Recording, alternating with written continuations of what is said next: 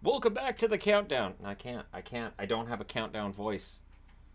Should I be doing this? Well, 20 videos in. Why not? 21, 22 videos in? I don't know. What is time? So keep in mind, I'm doing all these while I'm still trying to do my normal videos throughout the week. So I'm basically doing 2 weeks worth of videos in a week. It's fun. But we're up to number 11, and it's the St. Louis Blues. The St. Louis Blues, things are great, not great, fantastic, pretty good, and then things have kind of fallen off, right? So this is a team that generally has been pretty successful, but this run here puts them 14th on the points percentage level over the last 6 seasons. 589 points percentage since 2017-2018. So they're 11th on the board here in terms of where I've had them on the power rankings. They're 14th on the all-time points percentage. So Blues fans, you owe me an apology. I'm just kidding. 23rd on the power rankings. The last time I did a power rankings, which was January the 20th. Again, I'm recording this before the 27th. And so their top scorer over this period of time, Braden Shen, their captain. 471 games, 143 goals, 222 assists, 365 points. And Shen, kind of the epitome of what's going on with the Blues. There's a lot of good pieces to this team. There's a lot of good players. However, the altogether results have been inconsistent. So again, at the time I'm recording this, they've been on a winning streak. They're in Seattle tonight. We'll see if that winning streak continues. Seattle's been very unpredictable as well. So a lot of it could depend on Binnington maintaining his excellent level of play. He's been their top goalie over this period of time because of course he has.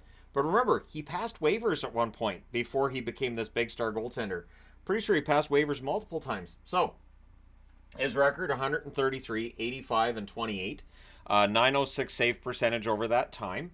And if you ever say anything negative about Jordan Binnington, you will have an army of Blues fans that are ready to defend him. And I get it. He won the Stanley Cup in 2019.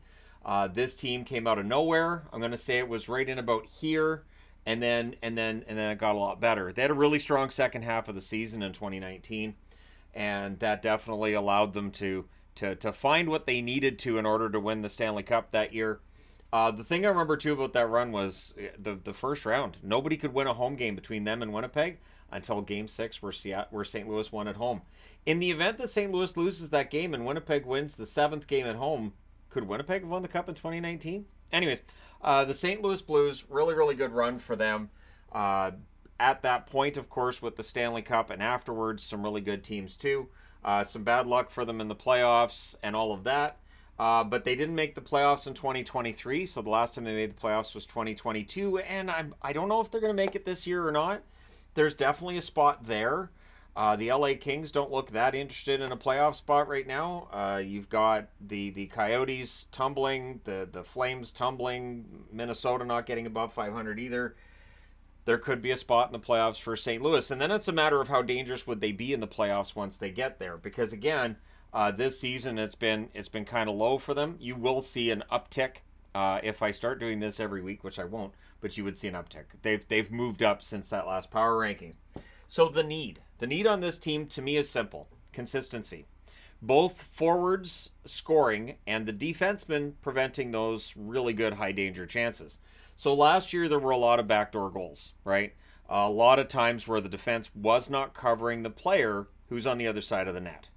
And it is that simple play: cross crease, pass, and buried. And I don't know how many times I wrote that for games for the Blues last year, but it was a lot. Cross crease or cross ice pass and buried. And this year it doesn't feel like it's been as prominent as last year, but they're at this point again still below the playoff line. If they're going to get there, they need to make sure they cut off those backdoor passes. And they're going to need that consistent offensive punch they haven't really had this season.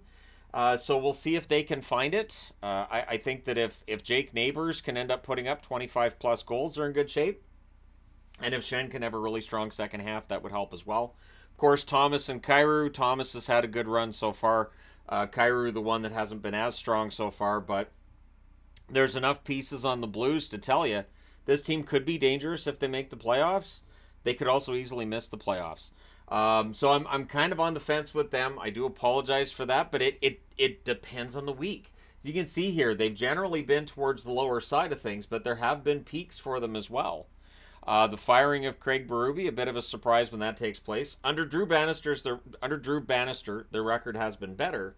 Now, whether that's Bannister's coaching style having changed things and St. Louis reacting positively, or if it's just they would have got better anyways, even if Berube was behind the bench, we'll never know. But this is a team that can do some damage as they showed in 2019. And there are still, there are still remnants from that 2019 Stanley Cup win 5 years ago. Not a ton, but there are still remnants there. And so if they make the playoffs, can they go on a run?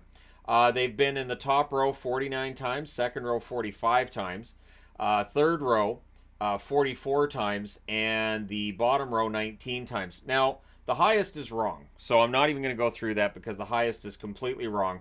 It's one of those things that, Yvonne's been putting these together, and I've generally been having her fix them if I notice an error on them.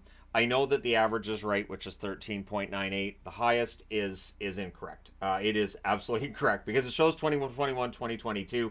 The highest they got was 16th. The lowest they got was 17th, and their average was 8.31. So the average is going to be accurate, but again, she's basically been taking 5 different numbers and putting them into this table to generate it. So I'm not gonna ask her to fix that. But I know they've been first on the power rankings. I know they've had some really good runs. Their best season power rankings wise was 2019-2020, where their average was 5.78. Their roughest year has actually been this year, 21.67 being the average. But it does feel like they're getting better, and that number could come down in the second half of the season. But is it fool's gold? Are we going to see them after the All-Star break fall out of contention? Are they going to get a playoff spot? Let me know your thoughts regarding the St. Louis Blues. Don't forget to hit like and subscribe in the event that you have not done so far. And hey, thank you guys so much for watching, for all your support. I will talk to you again soon.